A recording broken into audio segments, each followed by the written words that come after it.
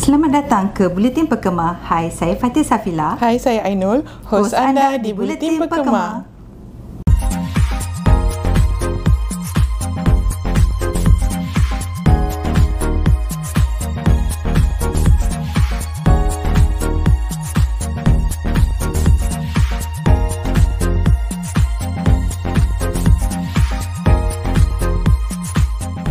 Pekema bakal menganjurkan larian amal Go Green Charity Run 2.0 pada 6 Disember, hari Sabtu di Wisma Yayasan Pekema Cyberjaya.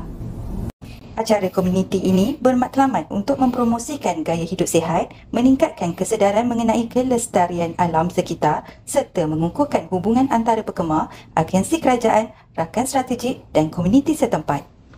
Edisi terdahulu telah berjaya menarik penyertaan seramai 700 peserta yang terdiri daripada berbagai latar belakang termasuk ahli Pekema, wakil agensi kerajaan, pelajar, keluarga, asnaf dan komuniti orang kurang upaya OKU.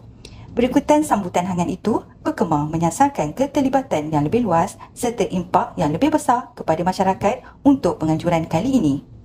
Berbagai pengisian menarik telah dirancang termasuk kategori larian 5 km dan 10 km, larian berkostum, pameran kenderaan elektrik EV Dongfeng Box dan perkhidmatan pemeriksaan kesihatan percuma untuk para peserta.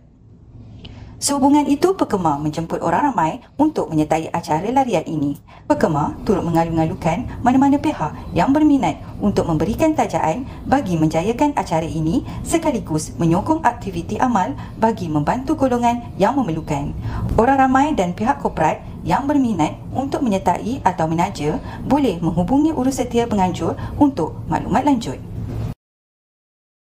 Tahun 2025 bakal menyaksikan kembalinya acara tahunan paling dinantikan Majlis Makan Malam Pekema 2025 yang bakal diadakan pada 28 November di Kuala Lumpur Convention Centre KLCC.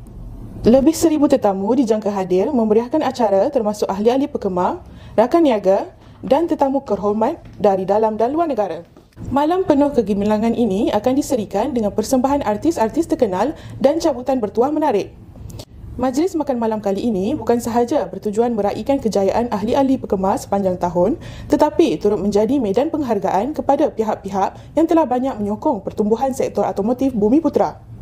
Pekema turut mengalu-alukan penyertaan rakan strategik untuk bersama-sama menjayakan majlis ini melalui pelbagai pakej penajaan yang disediakan.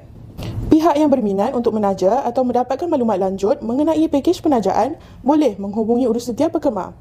Selain majlis makan malam, Mesyuarat Agung Tahunan ke-44 Pekema akan diadakan pada keesokan harinya, Sabtu 29 November 2025 yang akan turut diadakan di KLCC. Baiklah, sekian saja makluman terkini di Buletin Pekema. Jangan lupa untuk follow kami di media sosial untuk mendapatkan lebih banyak perkembangan menarik. Sekian, Assalamualaikum dan salam sejahtera.